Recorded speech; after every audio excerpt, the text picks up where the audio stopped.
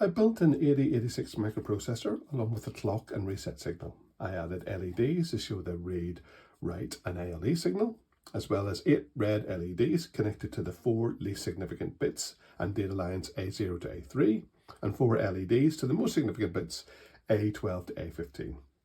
I hardwired on the data lines D0 to D7 the instruction no op or no operation, so that the microprocessor on startup will read this no op instruction. I'm going to use this EEPROM 27C512 and write a jump instruction at location FFFF0 as per the 8086 datasheet instruction, which states that on reset the CPU will be in execution at location FFFF0 where the jump must be, and we saw that in our last video. The 27C512 is a fairly simple device with 16 address lines, 8 outputs or data lines, and the chip enable. But first I need a way to store the address. The Intel 8086 uses multiplexing, so that the data and address use the same pins on the CPU, thus allowing a 40-pin package. So it swaps the pins between address and data. But to address the EEPROM and read the data at that address, I need to store the address output from the CPU and keep that, so when the CPU moves on to setting the pins to data, I still have the address stored somewhere. On, for example, the Motorola 6802, it has a dedicated address and data pins, so you can connect the address pins to the EEPROM and the data lines to the EEPROM. On the Intel 8086, it shares the address and data on the same pins. So, for example, address 0 is pin 16 on the 8086, but it's also data line 0. This pin sharing allows everything to be fitted into a 40-pin package, but the downside is the address is output by the CPU on 1 clock cycle, but then 4 clock cycles later, those pins are switched to data. So I intend to write the code in EEPROM at an address within the EEPROM, and then the instruction will be at the data line. So I need to look up and read the data at address locations in EEPROM. However, when the CPU is set up to read the data, the address is gone. So I need this additional hardware to hold the address. Then, having held or effectively latched that address, I can use that stored address when the pins on the CPU are reading the data instruction from the EEPROM. So first I have to add additional logic chips to get the address output from the CPU and keep that for 4 clock cycles when the pins are then set to data lines. So to do that, I'm going to use a 74LS373 chip, which is an octal latch. This chip has 8 inputs, which I can connect to all 8 of the address lines, and I'll need 2 74LS373 latches to capture all 16 address lines.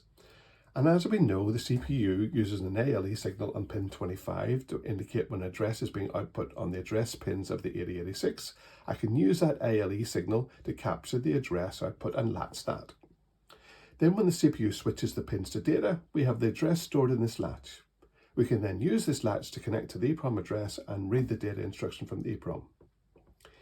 Here the datasheet says there are D inputs and Q outputs. So when C is high, the Q output follows the D input, and when the clock is low, the output is latched. So I'll connect the D inputs to the address lines on the 8086, use the ALE signal as the clock, and that way we can capture the address and hold it in this chip. And then I can connect the Q outputs to the EEPROM. But first I'll need to remove the hardwired resistors, which we've set to no op, and then the wires connected to the LEDs, so we have a clear space to add the latches. Then I can add the address pins of the CPU to the 2 octal latches and the ALE. There's 20 address lines, but my EEPROM is only a 27C512 and it has 16 address lines. So I'm only going to use 16 address lines to connect to this EEPROM. So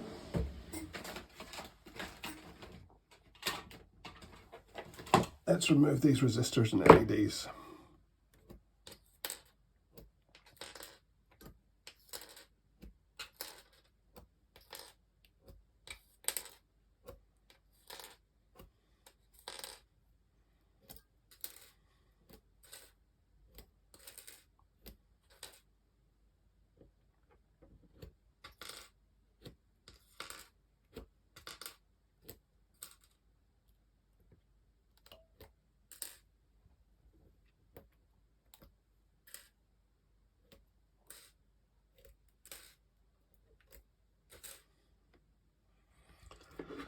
I'll move these resistors as well for the no-op instruction.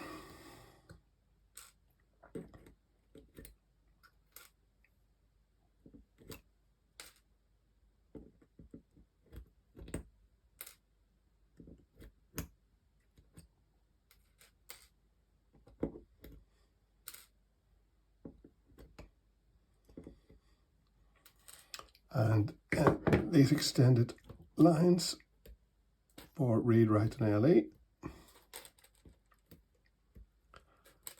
And then these extended lines are used for extending out the addresses.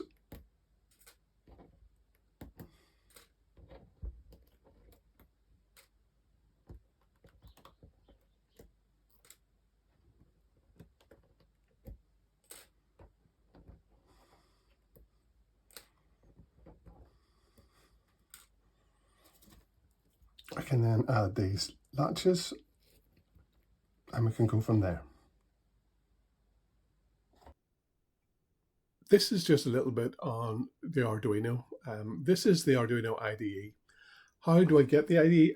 Basically, an IDE is just an interface to be able to write the code into.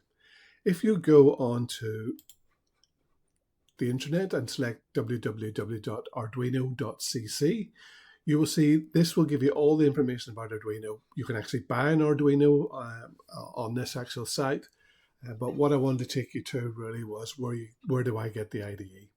If you go onto the site here and click on software, this will change it to the software and you can download the IDE.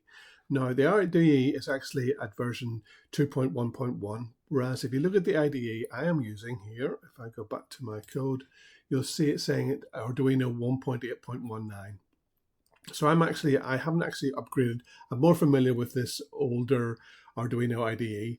So you may find if you're using the new Arduino and the software that it's different.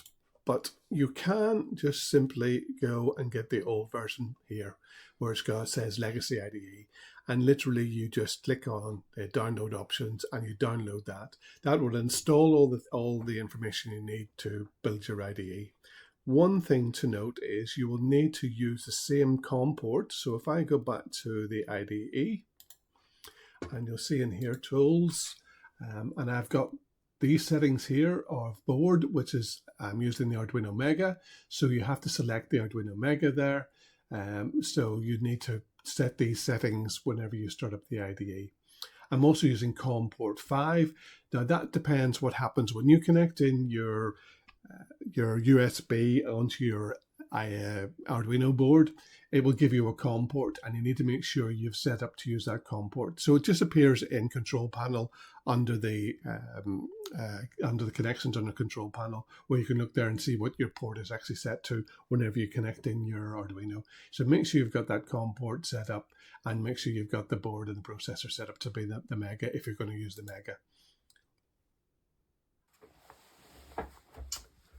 I've added the two 74LS373 chips to the breadboard. As you see, VCC is 20 volts, so we'll connect the pin 20 to +5 on both of those.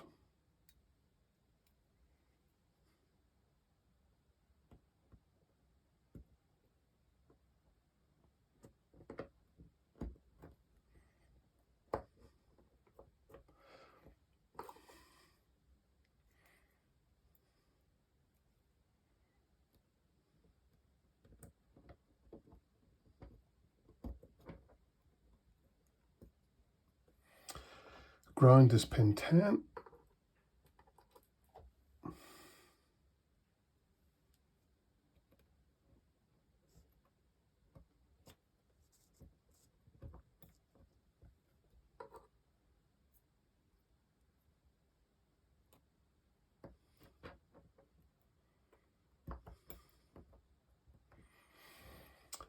And the OC we're going to connect to hold to ground. So that's pin 1.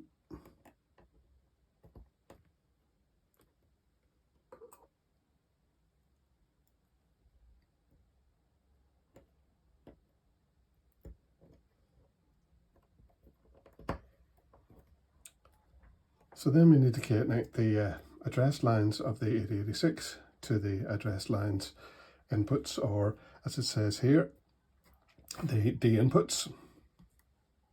So the D inputs here are 1D, 2D, 3D, 4D, 5D, 6D, 7D and 8D. So 8 address lines to this one, 8 address lines to those. On the 8086, the address lines, AD0, so pin 16, all the way through to AD14, which is on pin 2, and then AD15 is on pin 39. So if we connect AD0, pin 16, here, and this is to go to 1D at pin 3,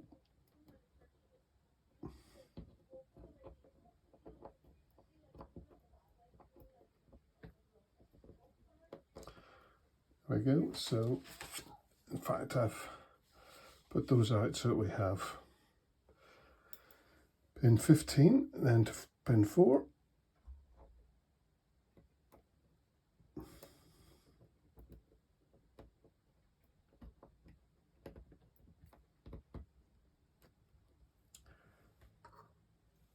next address line 2 on pin 14,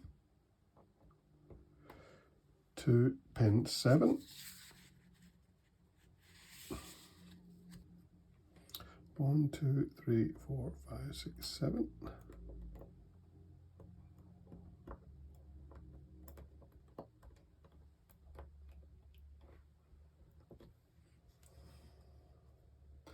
(13) to pin 8,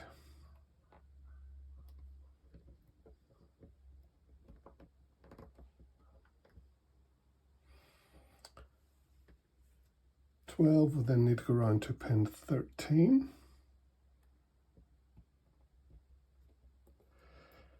So that's 10, 11, 12, 11, 12, 13.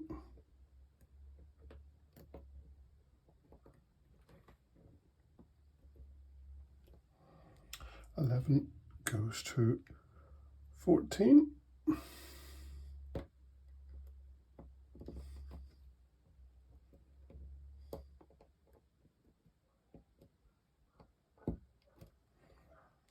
(10) will go to 17.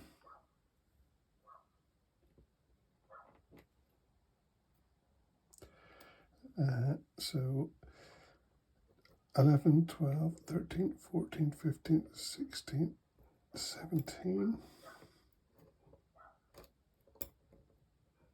Let's make sure that's right. 11, 12, 13, 14, 15, 16, 17. And 9. So if we can put that in there to 8. So that's in there. That round. There we go.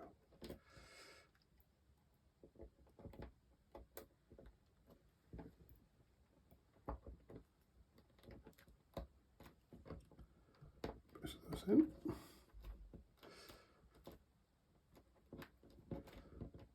So that's the 8 address lines on our first 74LS373.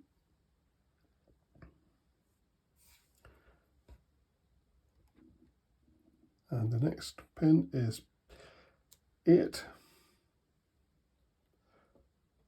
which is the address line 8, and it will go to pin 3 on the 373.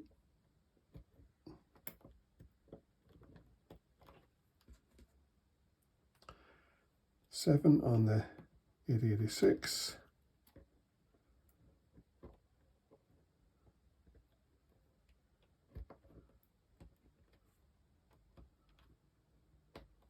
To pin 4.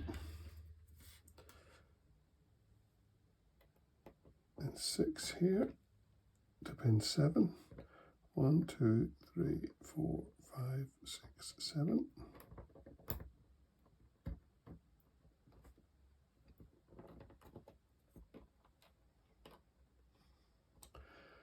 Five 8086 to 8.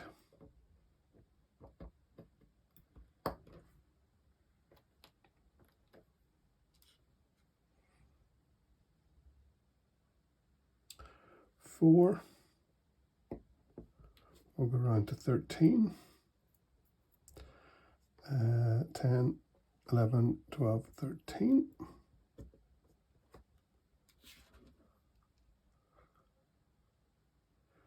3. We'll go around to 14.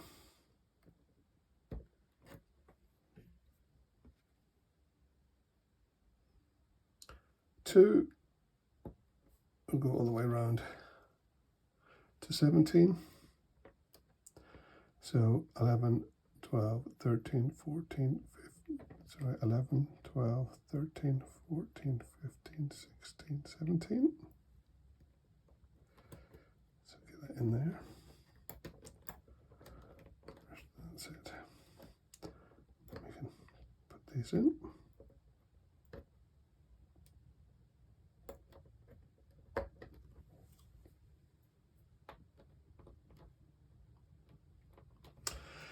And finally, pin 39, which is address 15 to 18, which is 8D. So 39.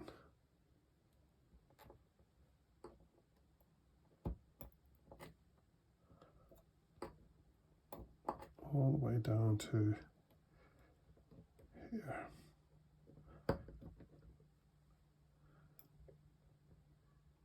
Pin 18.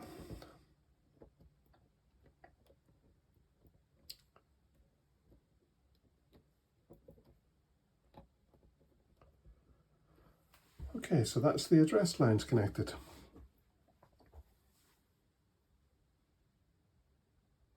Now with the 16 address lines of the 8086 connected to the two LS373 chips, we just need to collect the ALE signal. And if we look at ALE on the 8086, it's pin 25. So we'll need to connect pin 25 to pin 11, the clock signal on the 373. So 21, 22, 23, 24, 25.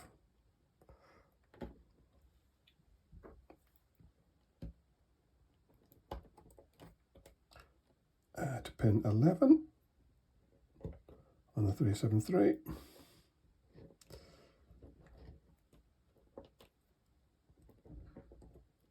And then we'll also need to connect pin 11 to pin 11 on here too. So pin 11.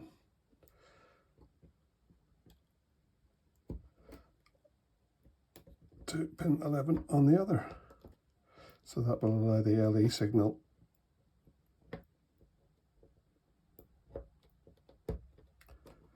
to connect to both chips. So therefore when the address ALE line goes high, the address which is on the 8086 address lines will also be appearing on the two D inputs on the LS373s, and then when the clock for the LE goes low, then those will have the addresses latched into those 373. So therefore we will be able to keep the addresses in these 373, and then when the 8086 changes to a data line, we'll be able to connect those data lines to the EEPROM. Now I have the two latches in place and the 16 address lines and ALE connected. The next step is to connect the EEPROM. The EEPROM is a fairly simple chip with 16 address lines and 8 data lines. So I just need to connect the 16 address lines from the latch chips to the 16 address lines on the EEPROM. However, there's one last input on the EEPROM, that of chip enable on pin 20. This can be thought of as the on switch of the EEPROM. It is active low, meaning that it is active with a 0 rather than a 1. So we need to connect this pin low when we have set the address and the CPU is ready to read the data from the EEPROM. I'll come back to that later once we have the address and data lines connected. I'll then program the EEPROM with some instructions, and when we power on the board and reset the CPU, it will start to read instructions that I've loaded in the EEPROM. Here I have the connections and pins on the 8086 and the latch on the EEPROM, and I've added the EEPROM already to the board, and I'll need to connect pin 14 to ground and pin 28 to plus 5 volts, and I also need to connect pin 22, which is used to program the EEPROM to ground. But first I'll need to connect the top and bottom rails. So if I connect this negative rail here to here,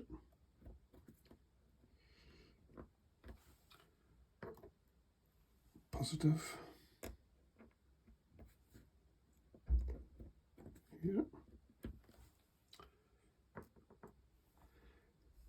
and connect the positive on here.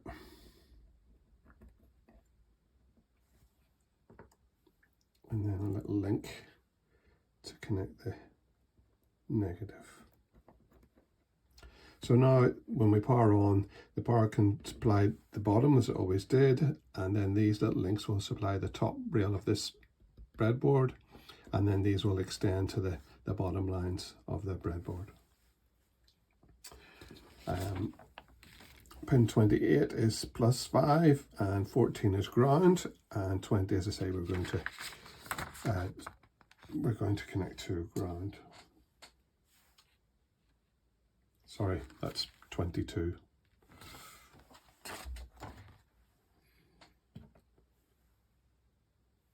So 28 to plus.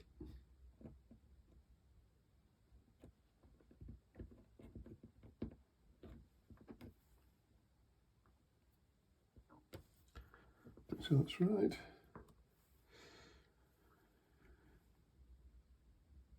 14 to ground.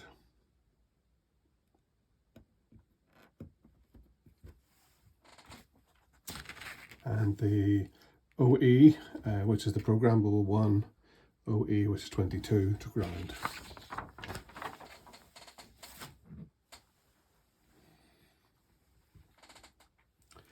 (15, 16, 17, 18, 19, 20, 21, 22.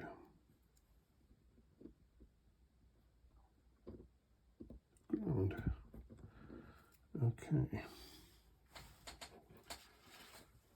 So these are the address lines and these are the data lines. So I've written these down as here. So we have the EEPROM here with the address lines A0 to A15. We have the data lines on the EEPROM from D0 to D7. We have our latch chip, which is Q1 to Q9. So there's the lower address lines, and then Q1 to Q8, which is the higher address lines. I think I maybe said Q9 there, I meant Q8. And then the 8086 data lines, D0 to D7. So let's begin connecting the lines.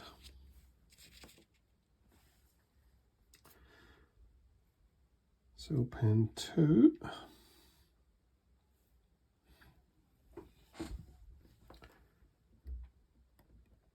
There's pin 2 on my latch.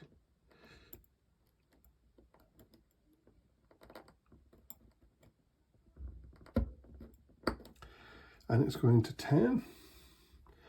So 1, 2, 3, 4, 5, 6, 7, 8, 9, 10.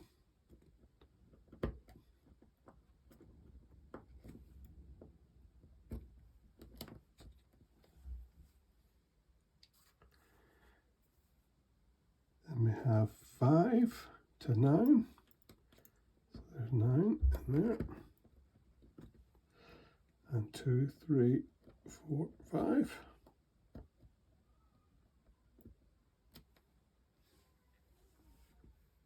Six to 8.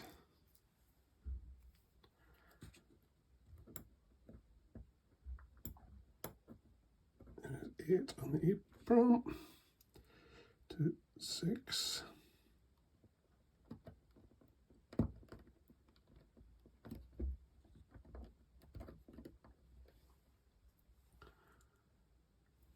7 to 9. Can we get 7 in there?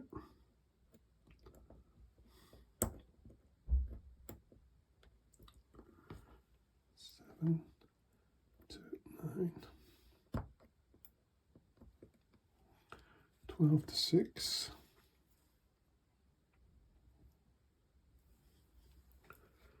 can we get 6 in there?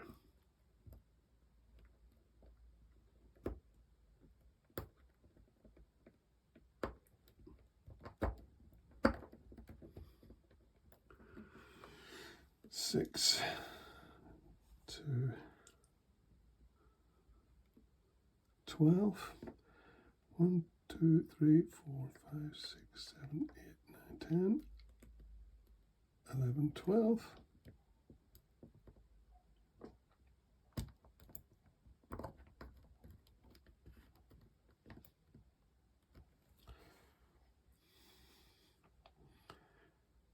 $15 to 5. I'm just getting tight down, trying to get in here to get it 5.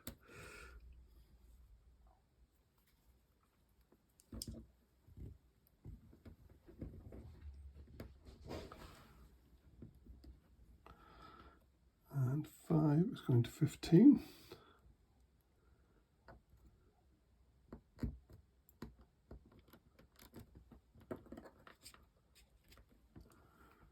Four.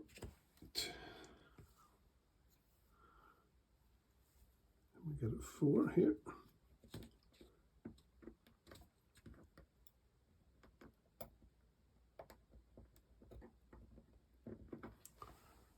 One, 2, 3, 4. Yep, 4. And 4 is going to 16.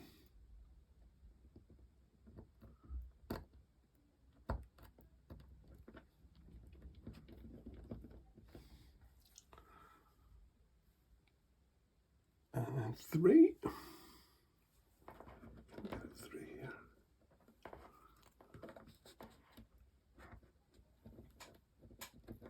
3. It's going to 19.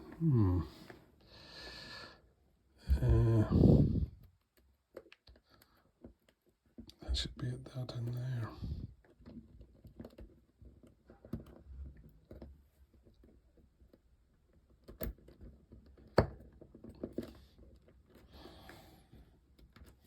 Okay. Now this next chip, we've got 2 to 25. 1, 2, 25.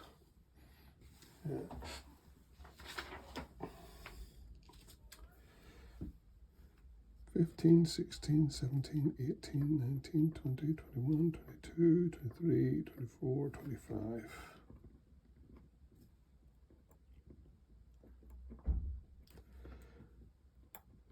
5.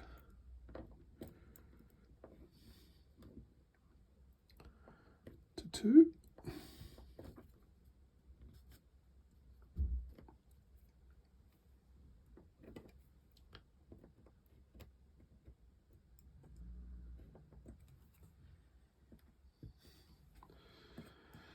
24 to 5.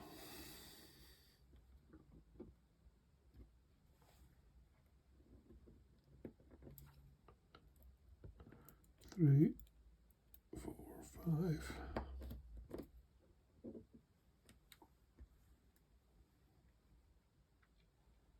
6 to 21. 6.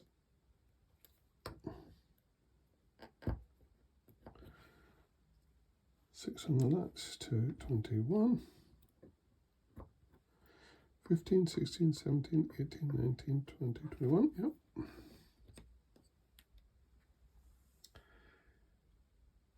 23 on the EEPROM to 9.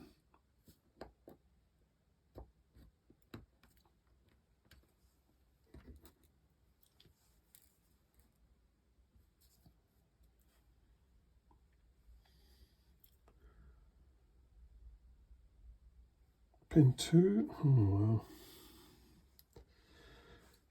Pin 2 on the EEPROM In the pins all over the place. Pin 2, yeah, it's 12.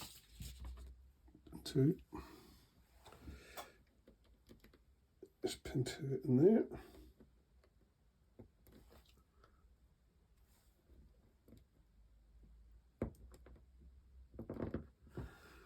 Pin 2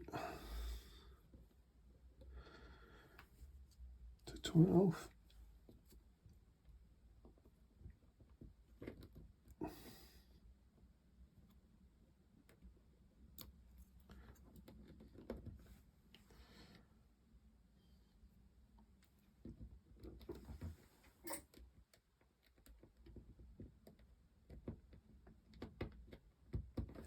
There we go, 2,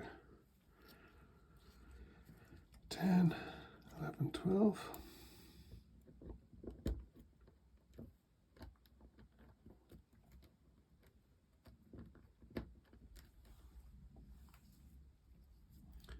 Uh, 15 to 26.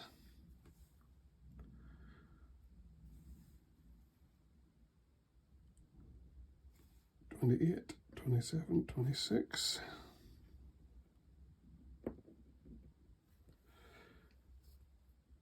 To 15.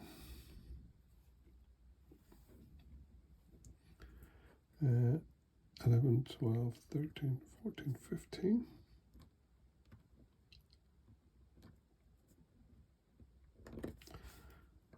11, 12, 13, 14, 15, yep.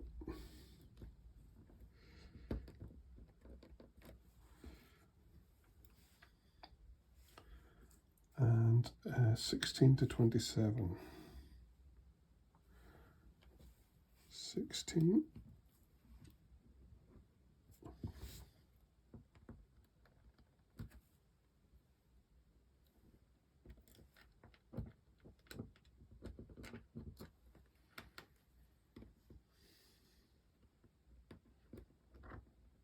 27.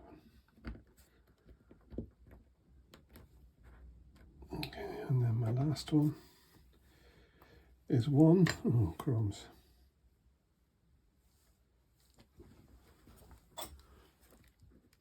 I think I've maybe connected. Yeah, I think I've got that one in pin 1. So that's pin 2 there. And pin 1. Yeah, pin 1 of the EEPROM to 19. Let's just put that back in for there. And this one's going to go all the way to 19. 1, 2, 3, 4. So all the way to there.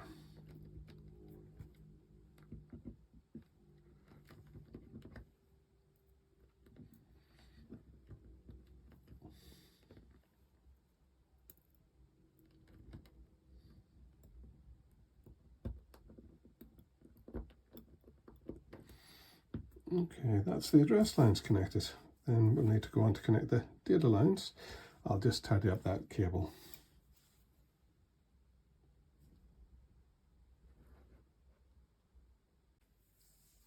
I've tidied up that last connection from the address lines from 19 to 1. And then the next, I'm going to connect the data lines from the 8086, which will go to the data lines on the EEPROM. I'm going to do those in a different colour, so I wanted to keep the address lines all in yellow, and then I'm going to go for a different colour to connect the data lines, so we have effectively an address bus and a data bus, and you can see that in different colours. But I'm going to do that in the next video. So I'm going to call a halt because I think I've gone on long enough for this video, and in the next we'll connect up the data lines and we'll go on from there.